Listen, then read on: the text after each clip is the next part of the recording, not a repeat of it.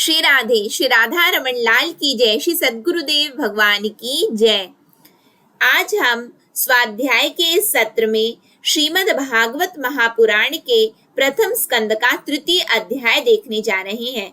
इससे पहले हमने श्रीमद् भागवत महापुराण के महात्म को एवं प्रथम स्कंद के 2 अध्यायों को संपूर्ण कर लिया है। यदि आपने उसका स्वाध्याय नहीं किया है तो चैनल में प्लेलिस्ट बनी हुई है, आप उसमें जाकर के उसका स्वाध्याय जरूर से करिएगा। चलिए हम आज के इस सत्र को प्रारंभ करें। अथ तृतीयोध्याय, भगवान के अवतारों का वर्णन। सूत उवाच जग्रहे पौरुषं रूपं भगवान महदादिभिः सम्भूतं षोडश कल्मादौ शोकसी श्रीक्षया यस्यांबसी शयानस्य योगनिद्रामवितन्वतः नाभिहद्राम्बुजादासीद् ब्रह्मा विश्व सृजाम्पतिः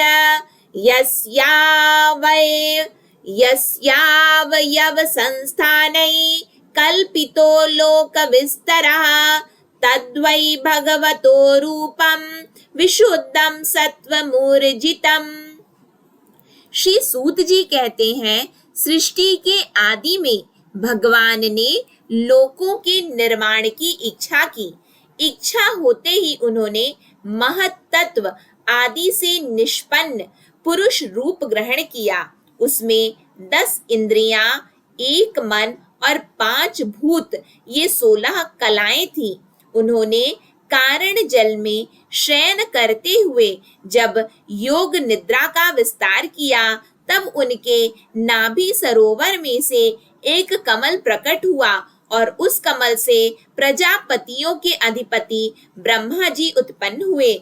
भगवान के उस विराट रूप के अंग प्रत्यंग में ही समस्त लोकों की कल्पना की गई। वह भगवान का विशुद्ध सत्व में श्रेष्ठ रूप है। पश्यन्त्यदो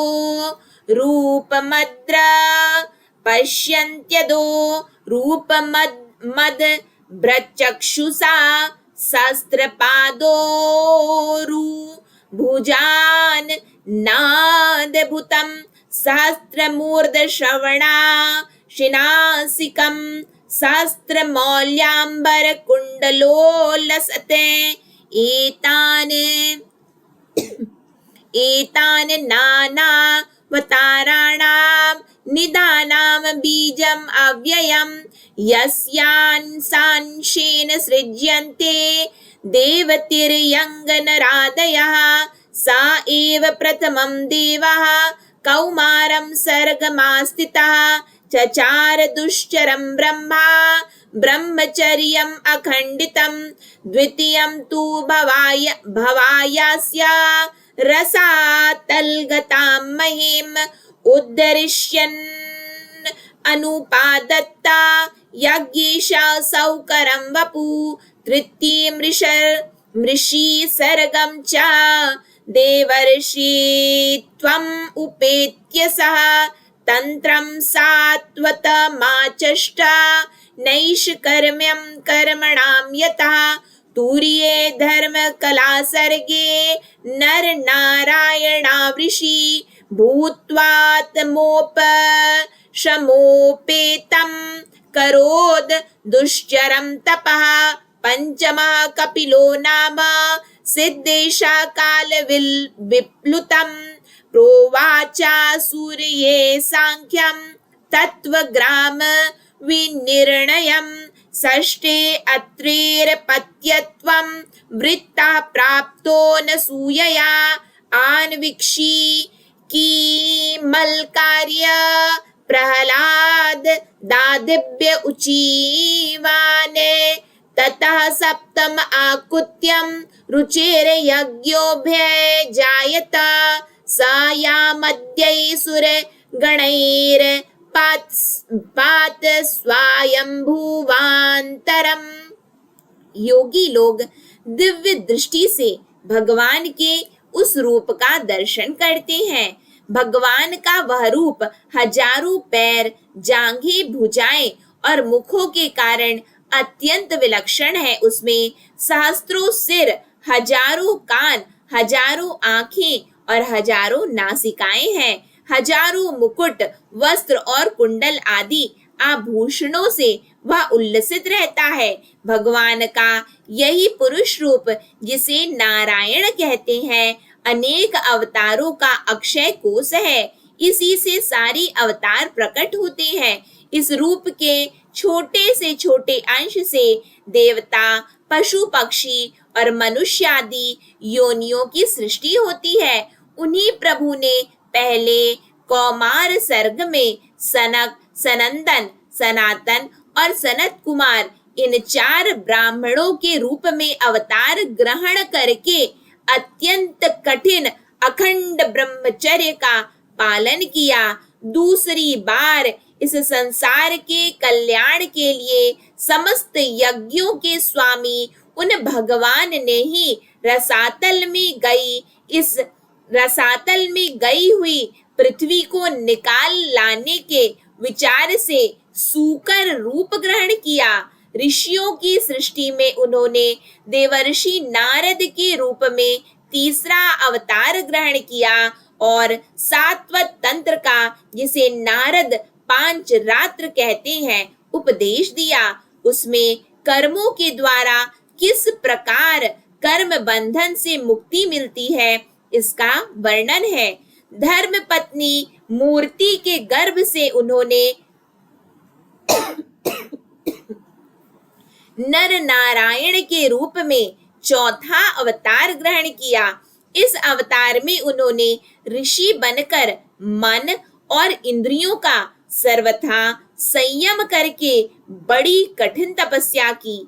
5वें अवतार में वे सिद्धों के स्वामी कपिल के रूप में प्रकट हुए और तत्वों का निर्णय करने वाले सांख्य शास्त्र का, जो समय के फेर से लुप्त हो गया था, आसुरी नामक ब्राह्मण को उपदेश किया।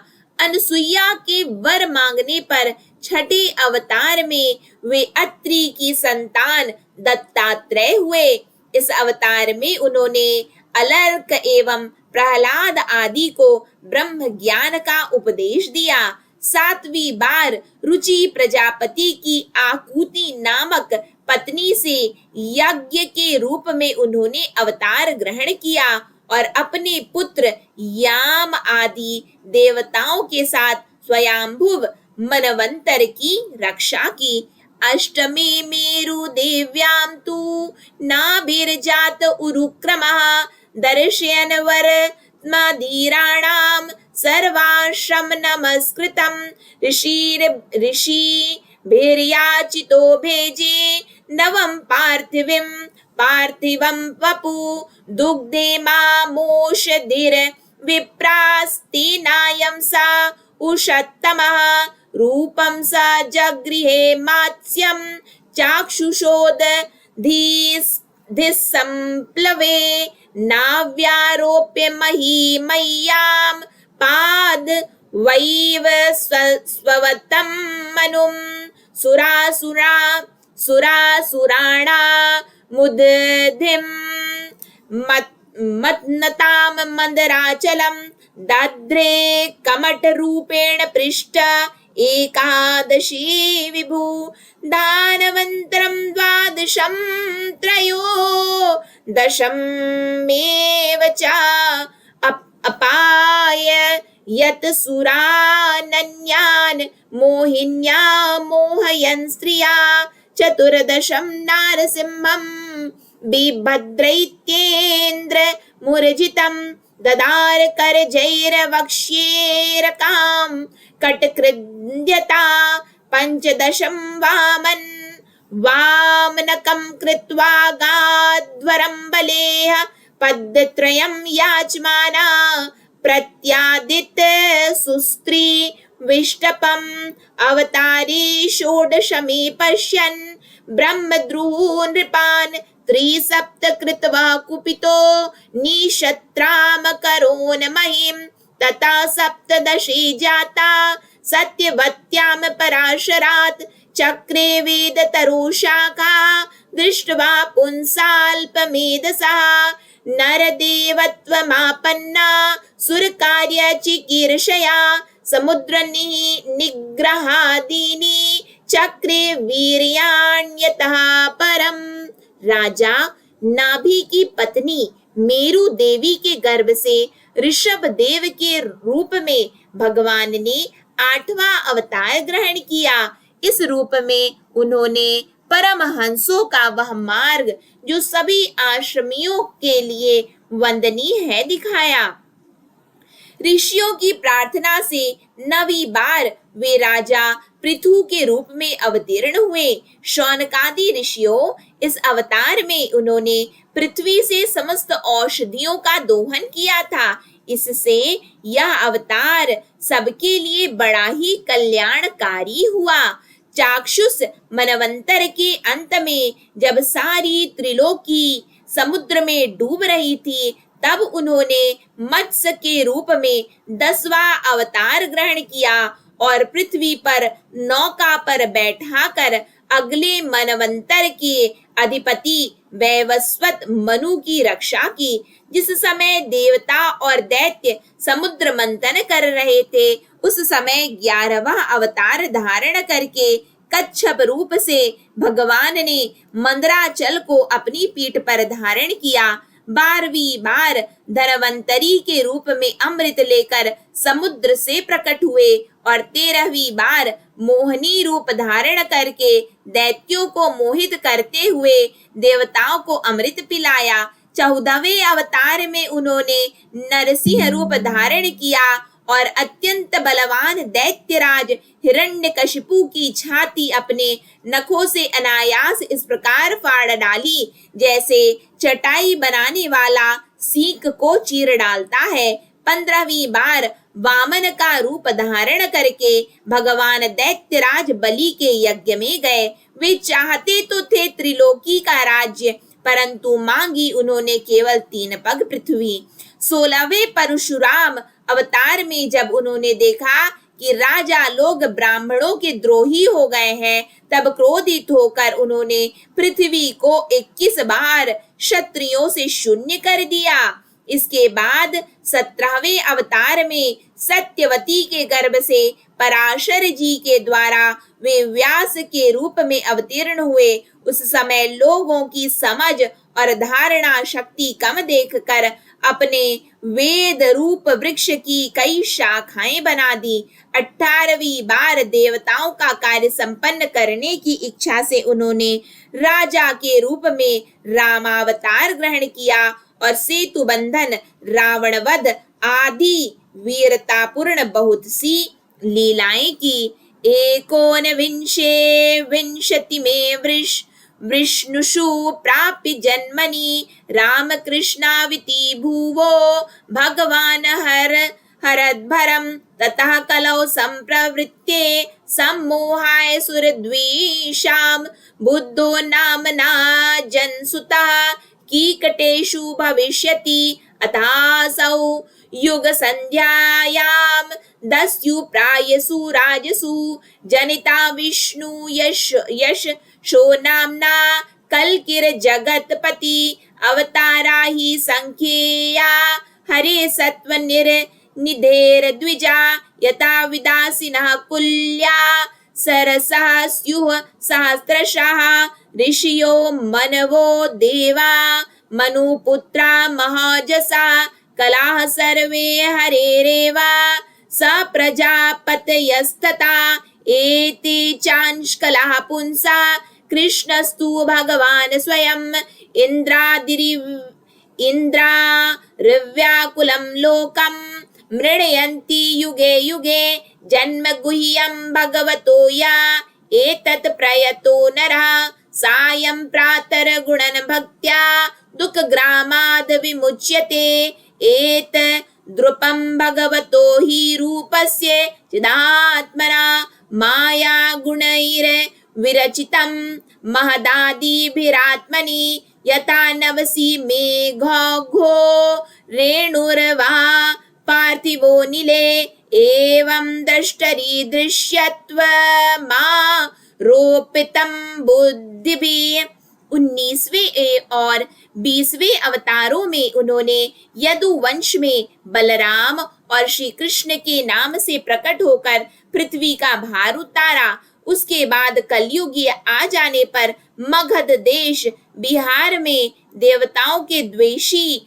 दैत्यों को मोहित करने वाले और अजन के पुत्र रूप में आपका बुद्धावतार होगा। इसके भी बहुत पीछे जब कलयुग का अंत समीप होगा और राजा लोग प्रायः लुटेरे हो जाएंगे, तब जगत के रक्षक भगवान विष्णु यश नामक ब्राह्मण के घर कल्कि रूप में अवतीर्ण होंगे। शौनकादि ऋषियों जैसे अगाध सरोवर से हजारों छोटे छोटे नाले निकलते हैं, वैसे ही सत्वनिधि भगवान श्री हरि के असंख्य अवतार हुआ करते हैं। ऋषि, मनु, देवता, प्रजापति, मनुपुत्र और जितने भी महान शक्तिशाली हैं, वे सब के सब भगवान के ही अंश हैं। ये सब अवतार तो भगवान के अंशावतार अथवा कलावतार है, परंतु भगवान श्री कृष्ण तो स्वयं भगवान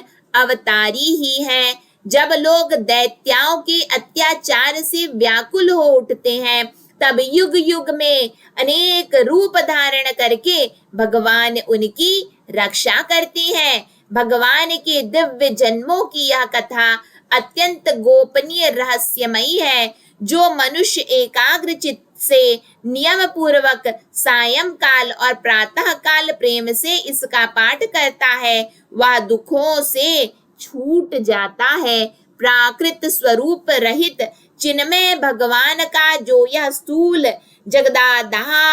जगदाकार रूप है, यह उनकी माया के महत्त्वादी गुणों से भगवान में ही कल्पित है। जैसे बादल वायु के आश्रय रहते हैं और धूसरपना धूल में होता है, परंतु अल्प बुद्धि मनुष्य बादलों का आकाशों में और धूसर पने का वायु में आरोप करते हैं, वैसे ही अविवेकी पुरुष सबके साक्षी आत्मा में स्थूल दृश्य रूप जगत का आरोप करते हैं। इस स्थूल रूप से परे भगवान का एक सूक्ष्म अव्यक्त रूप है, जो न तो स्थूल की तरह आकारादि गुणों वाला है और न देखने सुनने में ही आ सकता है। वही सूक्ष्म शरीर है। आत्मा का आरोप या प्रवेश होने से यही जीव कहलाता है और इसका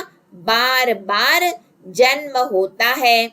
आत्मा का आरोप या प्रवेश होने से यही जीव कहलाता है और इसका बार बार जन्म होता है।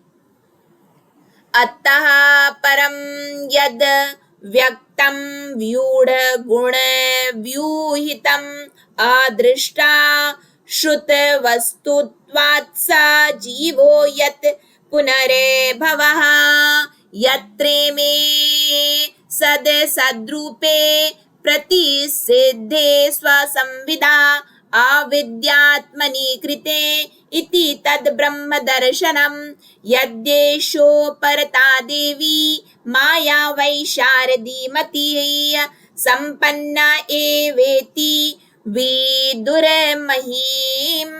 स्वे महीयते एवं जन्मानि कर्माणि हि कर्तुर्जनस्य च वर्णयन्ति स्म कव्यो वेद गुह्यानि हि पते सा वा इदं विश्वं मोघलीला सृजत्यवत्यति न सज्जतेऽस्मिन् भूतेषु चान्तर्हित आत्म तन्त्रः षड्वर्गिकं जिघ्रति षड्गुणेश न चास्य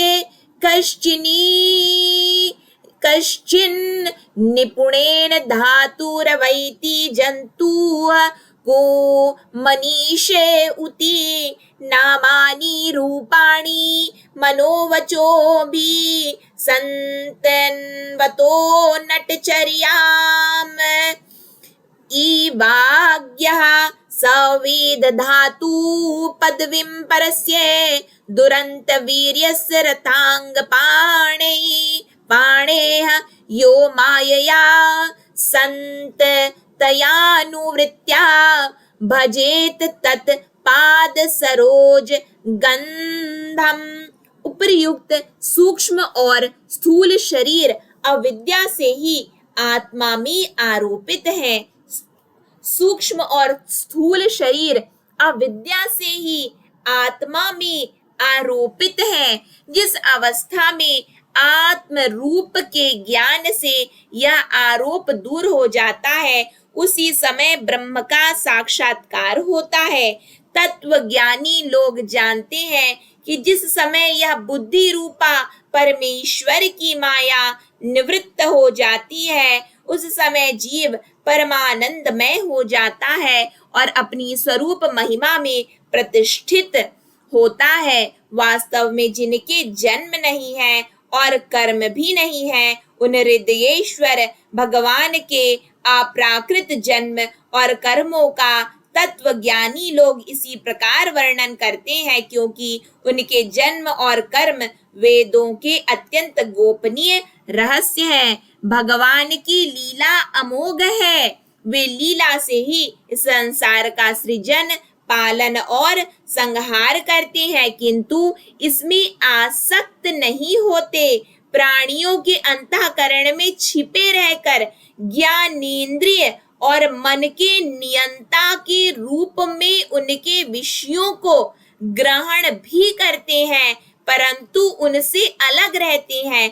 वे परम स्वतंत्र हैं। ये विषय कभी उन्हें लिप्त नहीं कर सकते। जैसे अनजाने मनुष्य जादूगर अथवा नट के संकल्प और वचनों से की हुई करामतों को नहीं समझ पाता, वैसे ही अपने संकल्प और वेद वाणी के द्वारा भगवान के प्रकट किए हुए इन नाना नाम और रूपों का तथा उनकी लीलाओं को कुबुद्धि जीव बहुत सी तर्क युक्तियों के द्वारा नहीं पहचान सकता। चक्रपाणी भगवान की शक्ति और पराक्रम अनंत है, उनकी कोई थाह नहीं पा सकता। वे सारे जगत के निर्माता होने पर भी उससे सर्वथा परे हैं। उनके स्वरूप को अथवा उनकी लीला के रहस्य को वही जान सकता है जो नित्य निरंतर निष्कपट भाव से उनके चरण कमलों की दिव्य गंध का सेवन करता है, सेवा भाव से उनके चरणों का चिंतन करता रहता है। अतेह धन्या भगवंत एथम यद वासुदेवे खिल लोकनाथे कुर्वन्ति सर्वात्म कामात्म भावाम न यत्र भूया परिवर्त उग्रह इदं भागवतं नाम पुराणं ब्रह्म संहितं उत्तम श्लोक चरितं चकार भगवान ऋषि निश्रेय साय लोकस्य धन्यं स्वस्त्ययनं महते तदीदं ग्राह्यामास सुतमात्मवतांबरं सर्ववेदेतिहासानां सारं समुद्रितं स तु संश्रावयामास महाराजं परीक्षितं प्रायोपविष्टं गंगायां परितं परमरेश्वी कृष्णे स्वधामोपगते धर्म ज्ञानादिभिः सह कलौ नष्टदृशामीशा पुराणार कोऽधुनोदितः तत्र कीर्तयो विप्रर्षेर भूरि तेजसः अहं चाद्यगमं तत्र निविष्टस्ते तद् नुग्रहाते सोऽहं वा श्रावयिष्यामि यथाधीतं यथामति। शौनकादि ऋषियों, आप लोग बड़े ही सौभाग्यशाली तथा धन्य है जो इस जीवन में और विघ्न बाधाओं से भरे इस संसार में समस्त लोकों के स्वामी भगवान श्री कृष्ण से वह सर्वात्मक आत्म भाव यह वह अनिर्वचनीय अनन्य प्रेम करते हैं, जिससे फिर इस जन्म मरण रूप संसार के भयंकर चक्र में नहीं पड़ना होता। भगवान वेद व्यास ने यह वेदों के समान भगवत चरित्र से परिपूर्ण भागवत नामक पुराण बनाया है। उन्होंने इस श्लाघनीय कल्याणकारी और महान पुराण को लोगों के परम कल्याण के लिए अपने आत्मज्ञानी शिरोमणि पुत्र को ग्रहण कराया। इसमें सारे वेद और इतिहासों का सार संग्रह किया गया है। सुखदेव जी ने राजा परीक्षित को यह सुनाया। उस समय वे परमर्षियों से घिरे हुए आमरण अनशन का व्रत लेकर गंगा तट पर बैठे हुए थे।